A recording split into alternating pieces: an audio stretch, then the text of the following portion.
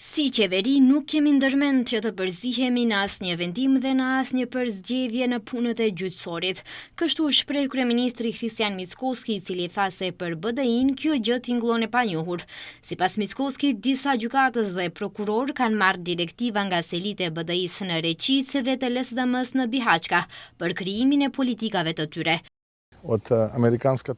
Porosia e ambasadës së SBA-s është se nuk është e lejuar ndërhyrja në pushtetin gjyqësor, diçka që për BDI-n është e panjohur, sepse ata janë mësuar që prokuror, gjyqtar, së bashku me koalicionet të tyre të mëparshme me LSDM-n, brenda selive të partive të tyre, t'i krijojnë politikat të tyre, të individëve, sepse jo të gjithë prokurorët dhe gjykatësit janë pjesë e asaj strukture, të cilët kanë marrë direktiva nga selit në Reqicë dhe Bihaçka, dhe prandaj qytetarët ndjejnë se drejtësia nuk ka funksionuar për të gjithë njësoj.